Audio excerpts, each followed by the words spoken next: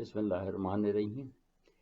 میں نشست نمبر 79 پڑھ لی اور اب ہم 80 پہ بات کر رہے ہیں. اس میں جو عنوان ہے دو ہیں اہم: غزوہ سویق اور حضرت زینب سے شادی، اور یہ 4 ہجری کے واقعات پر مشتمل ہے. ہم 4 ہجری کے آخری غزوے کا ذکر کر رہے ہیں جس میں کوئی جنگ تو نہیں ہوئی، مگر مسلمانوں کی اللہ تعالیٰ نے تجارت کے ذریعے زبردست مالی اعانت فرمائی. واقعہ اس طرح ہے کہ آپ کو یاد ہوگا کہ ابو سفیان حضور کو دعوت مباحثت احد کے موقع پر دے کر گیا تھا اور آئندہ سال بدر کے میدان میں دوبارہ لڑنے کے لیے آؤں گا کہہ کر گیا تھا. اس دن فیصلہ ہو جائے گا کہ کون حق پر ہے، اور حضور نے اللہ کے بھروسے پر اس دعوت کو منظور کر لیا تھا. لہذا غزوہ رقہ سے واپس تشریف لا کر حضور نے شوال تک قیام فرمایا. پھر غزوہ بدر الآخر کے ارادے سے سیدھے میدان بدر میں تشریف لے گئے. اس موقع پہ عبداللہ بن ابی سلول کو مدینے پر نائب مقرر کیا. یہاں یہ امر دلچسپی سے خالی نہیں، اور جو کہ اسلام کی حقانیت کی دلیل بھی ہے کہ اگر ایک طرف ابی سلول اسلام میں ہمیشہ مذبذب رہا تو دوسری طرف اس کے صاحبزادے عبداللہ بن ابی سلول ایک کٹر مسلمان اور جلیل القدر صحابہ میں شامل رہے. یہ اس کی دین ہے جسے پروردگار دے. ادھر ابو سفیان مکہ سے روانہ تو ہو گیا، مگر بعض روایات کے مطابق مجنہ تک اور بعض کے مطابق اسقان تک آیا اور وہاں کچھ دن ڈیرے ڈالے رہا، لیکن آگے بڑھنے کی ہمت نہیں ہوئی. لہذا 8 دن عیش کرنے اور ستو پھاگنے کے بعد اس نے میدان سے بھاگنے کی ٹھانی. ایک دن قریش کو جمع کر کے اور مخاطب کر کے یہ عذر لنگ پیش کیا کہ اے اہل قریش، تم جانتے ہو کہ ہم اس مہینے میں اپنے باغات کی آبیاری کرتے ہیں اور درختوں کی دیکھ بھال کرتے ہیں، اور ہاں اس مہینے میں سیر ہو کر دودھ بھی پیتے ہیں. اس کے علاوہ اس نے یہ بھی کہا کہ یہ مہینہ ہمارے لیے جنگ کے اعتبار سے ساز نہیں ہے، اس لیے واپس لوٹ چلو. مگر دوسرے مورخین نے اس کے الفاظ دوسرے استعمال کیے ہیں کہ اس نے کہا کہ اس سال ہم ویسے ہی قحط میں مبتلا ہیں، ہمارے جانور بھوکے مر رہے ہیں، لہذا بہتر یہ کہ اس سال ہم واپس چلے جائیں اور آئندہ سال آ کر جنگ کریں جبکہ خوشحالی ہو.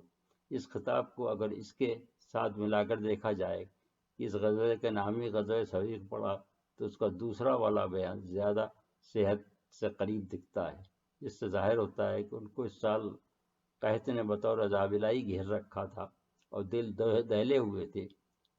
اکثر ایسا ہوتا ہے کہ جب لوگ مشکل میں ہوتے ہیں تو خدا یاد آتا ہے. یہاں وہ یہ بھی جانتے تھے کہ مقابلہ حق سے کیونکہ ہر دھرمی کی وجہ سے مانتے نہیں تھے، لہذا وہ جنگ سے کترا رہے تھے.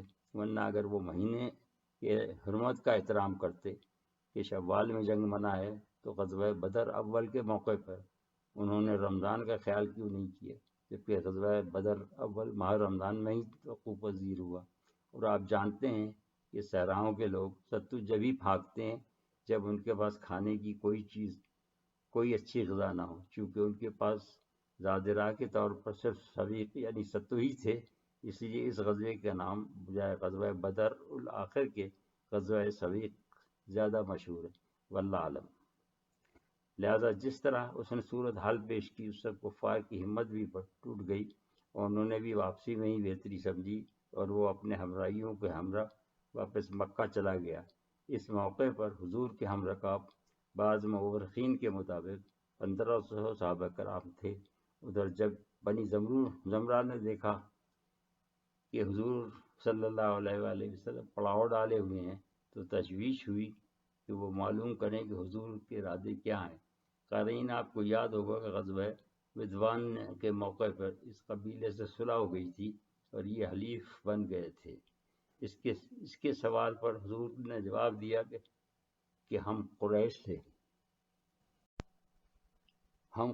جنگ کرنے کے ارادے سے نکلے ہیں، البتہ تم اس معاہدے کو توڑنے آئے ہو جو گزشتہ برسوں میں ہمارے اور تمہارے درمیان ہوا تھا تو بتاؤ.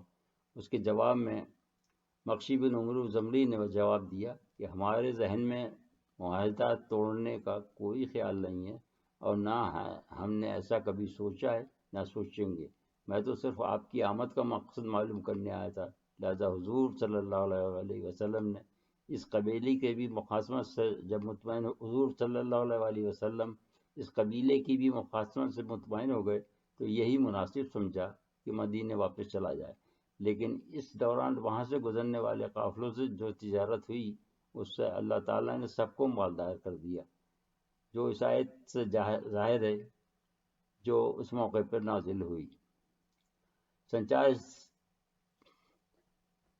4 ہجری میں پیش آنے والے چند واقعات۔ اس سال سب سے پہلا صدمہ جو حضور صلی اللہ علیہ وسلم کی ذات گرامی کو پہنچا وہ تھا ان کے نواسے عبداللہ بن عثمان رضی اللہ تعالیٰ عنہ کی ایام طفولیت میں رحلت۔ یہ آپ کی صاحبزادی حضرت رقیہ کے وطن سے تھے۔ ان کی وفات 6 سال کی عمر میں ہوئی اور ان کی نماز جنازہ حضور صلی اللہ علیہ وسلم نے خود پڑھائی۔ حضرت عثمان کی والدہ محترمہ نے انہیں قبر میں اتارا، پھر اللہ تعالیٰ نے شوال کے مہینے میں ایک اور نواسہ عطا فرمایا جن کا نام نامی حضرت حسین رضی اللہ تعالیٰ رکھا گیا، جو کہ حضرت فاطمہ کے بطن مبارک سے پیدا ہوئے، جن کے کارنامے اور نام سے تمام دنیا واقف ہے، جو کہ حضور کو بہت ہی محبوب تھے اور جن کی فضائل کے بارے میں متعدد احادیث صحاح میں موجود ہیں، جنہیں نوجوانان جنت کا سردار بھی حضور نے فرمایا۔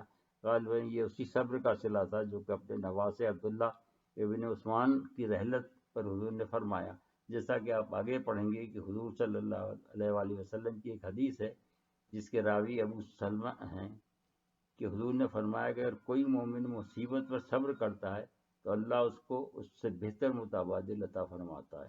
دوسرا صدمہ جو حضور کو اس سال پہنچا وہ آپ کے دودھ شریک و پھوپھوزاد بھائی ابو سلمہ رضی اللہ تعالیٰ کی شہادت تھی۔ وہ غزوہ احد میں شہید ہو گئے تھے اور ابھی زیر علاج ہی تھے کہ ایک غزوے پہ جانے کا حکم مل گیا اور انہوں نے اس پر اس طرح عمل کیا کہ اپنی تکلیف حضور کو ظاہر نہیں ہونے دی، اور وہاں 10 روزہ قیام میں ان کا زخم دوبارہ کھل گئے اور وہ رحلت فرما گئے۔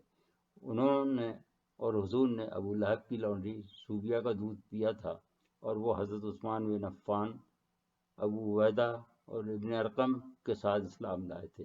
ان کی وفات کے بعد حضور نے ان کی بیوہ ام سلمہ سے عقد فرما لیا تھا۔ وہ کہا کرتی تھیں کہ ابو سلمہ نے مجھے مندرجہ بالا حدیث سنائی تھی جو کہ میری یادداشت میں موجود تھی۔ میں سوچتی تھی کہ اب اللہ تعالیٰ ابو سلمہ کی موت کے بعد مجھے بدلے میں ایسی کیا چیز عطا فرمائے گا جو کہ ابو سلمہ سے بھی بہتر ہو۔